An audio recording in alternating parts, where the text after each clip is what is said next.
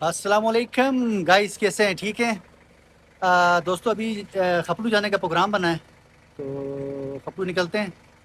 गाड़ी स्टार्ट कर दी है, तो बस इंशाल्लाह 5 मिनट में निकलते हैं खपलू। तो चलें, इंशाल्लाह रास्ते में आपसे फिर गपशप लगाते हैं। चलें, चलते हैं खपलू की तरफ।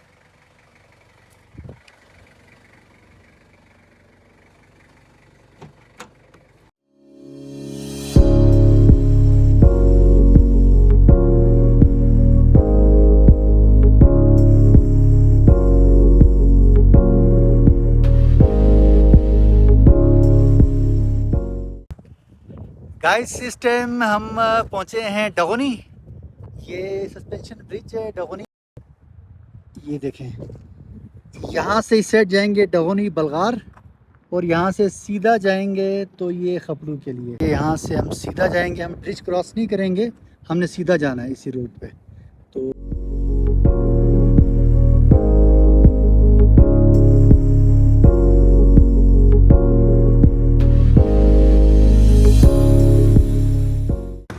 गाइस, इस टाइम हम खपलू पहुँच चुके हैं, और खपलू यहाँ से ये बार्डर शुरू होता है। और ये देखें, ये खपलू 8,532 फीट की बुलंदी पे हैं हम इस टाइम। और यहाँ से आगे हम खपलू, तो हमारी जो मंजिल है वो है यूचुम। तो यहाँ से तकरीबन कोई 15 से 20 मिनट की ड्राइव पे खपलू होगा, सॉरी यूचुम है। तो चलते हैं यूचुम। तो इंशाल्लाह आपसे यूचुम में मुलाकात करते हैं। चलें, चलते हैं।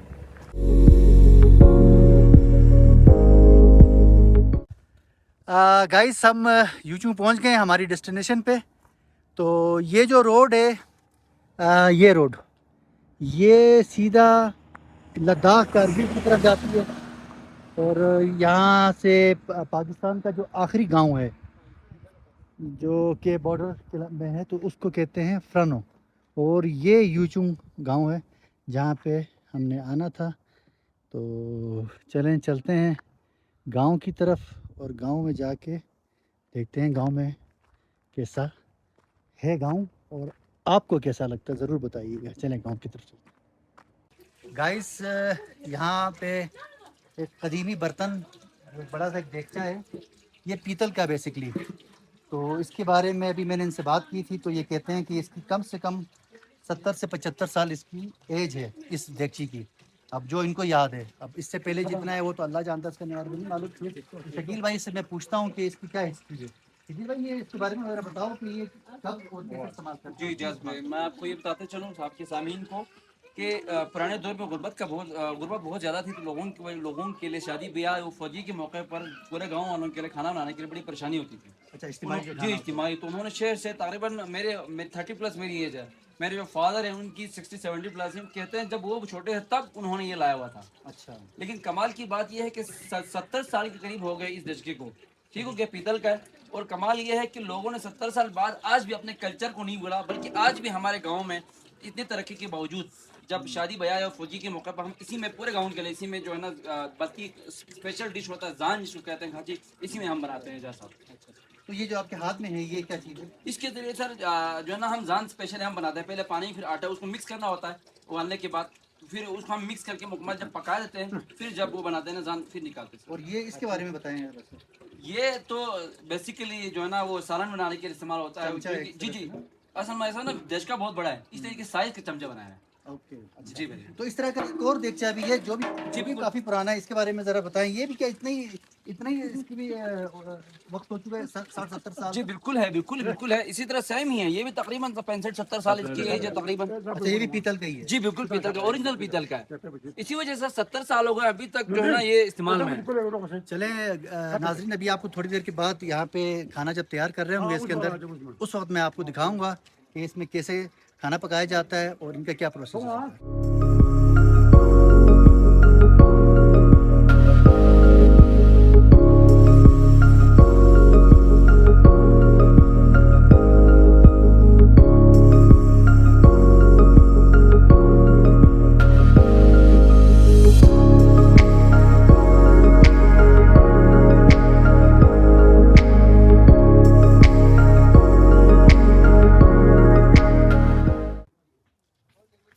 गाइस अभी शकील भाई हमें लेकर आए हैं, ये मिर्चों का खेत है।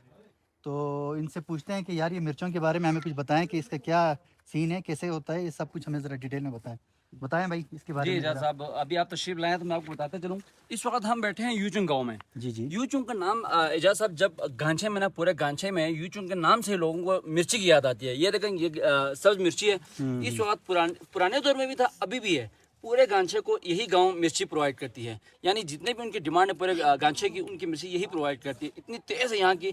सबसे इसकी बड़ी खूबी जो मैं आपको बताता जी जी। हूँ, आप बेशक एक्सपेरिमेंट कर लें, कहीं और जाके इसको उगा लें, जी। इसकी जो तासीर है ना वो तेज़ वो कहीं भी नहीं होगी। वो खाली ऑर्गेनिक है, ऑर्गेनिक। अच्छा। इसकी जो फर्टिलाइजर होती है ना वो बिल्कुल ऑर्गेनिक तरीके से हम यहाँ पे फर्टिलाइजिंग करते हैं।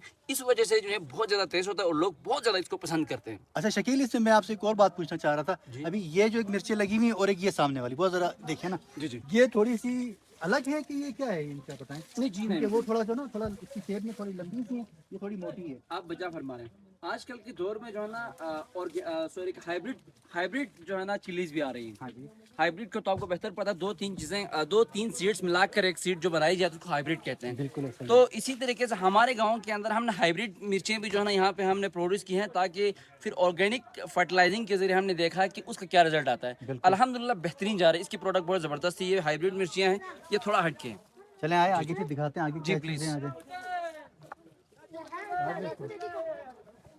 शकील भाई, ये जो टमाटर, ये एक साइड पे टमाटर लगे हुए हैं, इस साइड पे मिर्चें और ये आलू है ना, जी बिल्कुल। तो इनके बारे में ज़रा बताएं, हमारे नाजरीन को, हमारे देखने वालों को बताएं। जी जाजी, मैं आपको बताते चलूँ कि इस गांव के अंदर क्योंकि सब्जी की प्रोडक्शन ज़्यादा होती है, मिर्चों के साथ साथ लोगों ने यहाँ पे टमाटर, आपको नजर आएंगे यहाँ पे दो किस्म के टमाटर है। एक ये है जो देसी है, जो पुराने थे सीड्स, और अब लेकिन आप एग्रीकल्चर डिपार्टमेंट की मरहून मिन्नत, हमको शुक्रिया अदा करता है एग्रीकल्चर डिपार्टमेंट वालों का। उन्होंने जो है ना ये पंजाब की सीड्स हैं, ये टमाटर हाँ देखें। जी, जी जी, ये पंजाब के सीड्स हैं। बिल्कुल। तो इस वजह से उसकी निस्बत ये क्वालिटी बहुत ज़बरदस्त और बेहतरीन है। तो यहाँ के लोग जो है ना मिर्चों के साथ टमाटर और आलू भी लगाते हैं। आलू जी। मैं आपको आपके इल्म में इजाफे के लिए बताते चलूँ कि यहाँ के लोग जो है ना, जिस तरह हम पार्ट टाइम बिजनेस करते हैं ना शहरों में, बिल्कुल लोग ऐसा ही अपनी मजदूरी या कारोबार के साथ साथ इसके जरिए एक सीजन में 2 या 3 महीने का सीजन होता है, उसमें एवरेज जो है ना 60 to 70,000 इजीली वो लोग सेव कर लेते हैं। ये तो बहुत अच्छी बात है, बहुत अच्छी बात है। जी अल्हम्दुलिल्लाह। बहरहाल कहने का मकसद ये है कि काश्तकारी जो हमारे शहरों में तो बिल्कुल तकरीबन ना होने के बराबर है। जी बिल्कुल। लेकिन अभी यहाँ हमारे माशाल्लाह खपलू में तकरीबन हर गांव में आलू की अच्छी पैदावार होती है। टमाटर हो गया, मिर्चें हो गई, मतलब अभी ये सब लगे हुए हैं, ये जो मकई के पौधे, ये तो मेरे ख्याल से घास फूस के लिए, जानवरों के लिए इस्तेमाल में आता होगा। जी बिल्कुल ऐसे ही है।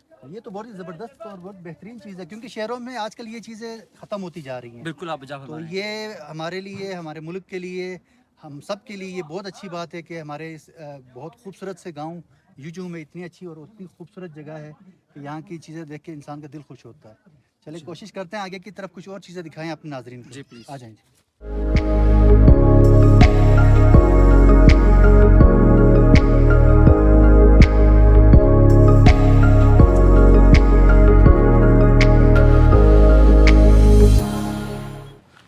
शकील भाई जी ज़रा ये दरिया के बारे में ज़रा बताएं कि ये इसकी क्या है, क्या सीन है, कौन सा दरिया है, क्या हिस्ट्री है, और ये कहाँ जाके किस दरिया के साथ ये जम हो जाता है।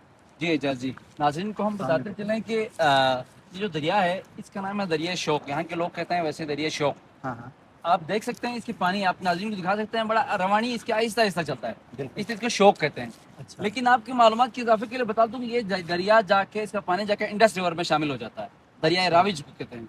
अच्छा, आपकी इन मालूमात के लिए इजाफा बता दूं कि सामने जो नजर आ रहा है ना गाँव, हमें वो वाला चीज सामने काफी दूर नजर आ रहा है हमें लगने में, ये गुरसे है, ठीक। यही चुंग और गुरसे हो गया, और साथ में ये है सिलिंग, ठीक है, विलेज। जी जी, कहते हैं हमारे बुजुर्ग कहते हैं, अभी भी मौजूद है, यानी कि वो काफी पुरानी बात नहीं है। हमारे बुजुर्ग जो अभी मौजूद है वो कहते हैं कि जब ये दरिया कटाव नहीं था तब सलिंग और गुड़ से इतना क्लोज था कि लोग एक दूसरे को कहते हैं सेब मारते थे।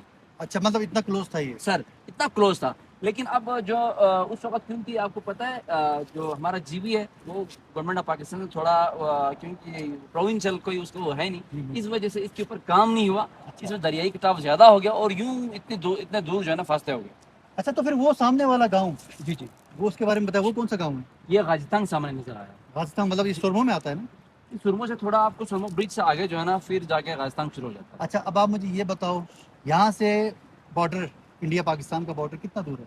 इंडिया बॉर्डर का इंडिया इंडिया बॉर्डर का इंडिया पाकिस्तान का जो बॉर्डर है यहाँ से आपको ऑलमोस्ट जो है ना 40 किलोमीटर्स आपको लगेंगे, कौन सा गियारी सेक्टर आता है? जिस सफदरगोमा। लेकिन उधर से आगे जो है ना वो फिर हमारी जो LOC जो जहाँ से शुरू होती है सफदरगोमा से, वहाँ से फिर हमारी जो है ना सिक्योरिटी जो फोर्सेस हैं वो हमें आम लोगों को जो है ना वहाँ पे जाने की परमिशन नहीं है। अच्छा, जी ये तो बड़ी अच्छी बात है, आपने बड़ी अच्छी हमें इसके बारे में बताया ताकि हमारे नॉलेज में भी इजाफा हो जाए। तो चलें देखते हैं आगे आगे हमारे पास और क्या क्या सीन आते हैं, जो जो सामने आता जाएगा मैं आपसे पूछता रहूँगा जी, ताकि प्लीज़। हमारे नाजरीन, हमारे देखने वालों को ये चीज़ें नज़र प्लीज़, आए। प्लीज़। आ जाएं।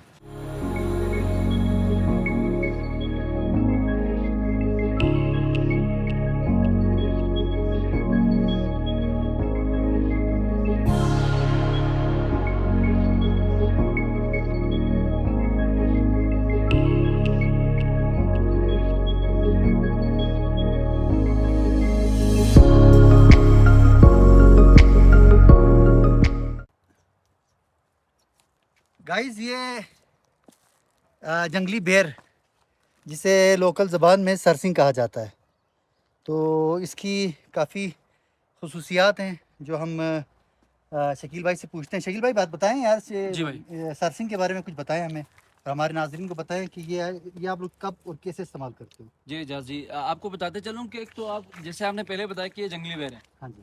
मैं आपको इस चीज़ के आपके नाज़रीन के लिए एक चैलेंज करता हूँ। चैलेंज ये है कि आपने दुनिया में बहुत से दरख्तों के फूलों की खुशबू सूंघी होगी, बिल्कुल। लेकिन मेरा उनसे चैलेंज ये है, जब जुलाई और अगस्त में जो है ना मिड में जब इसका फूल खिलता है, इसकी खुशबू इतनी कमाल होती है कि अच्छा। जितने भी टूरिस्ट जो है ना आते हैं वो सब इस चीज़ के ऊपर वो खुद हैरान है कि कमाल की खुशबू है इसकी।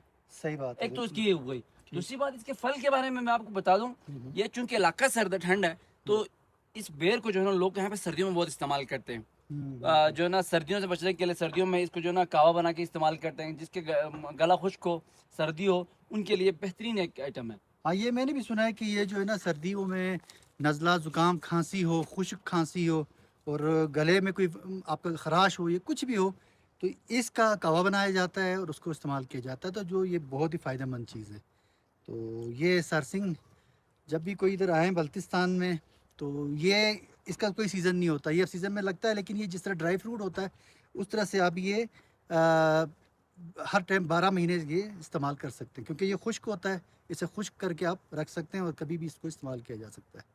चलें आगे देखते हैं जी स्टोरी प्लीज में। आइए।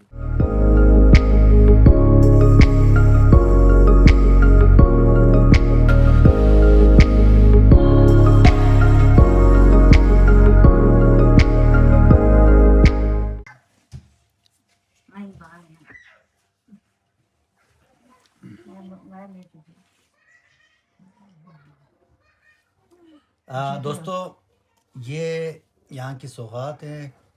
खपलू में आप किसी भी गांव में जाएंगे तो यहाँ पे आपको ये नमकीन चाय, उसके साथ ये सत्तू से बनाया जाता है। इसे यहाँ के हम लोग ज़बान में इसे कहते हैं खुलक।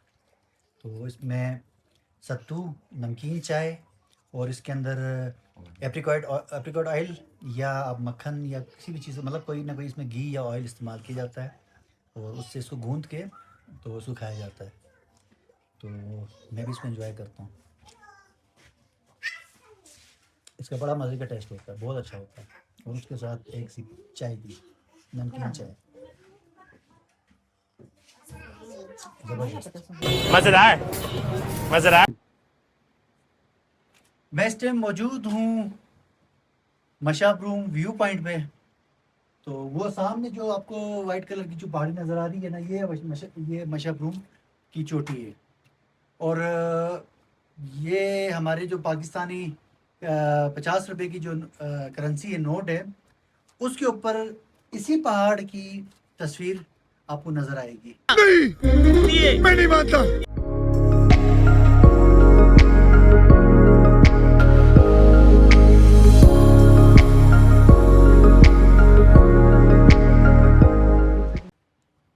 गाइस अब इस वीडियो का, इस व्लॉग का यहाँ पे करते हैं एंड।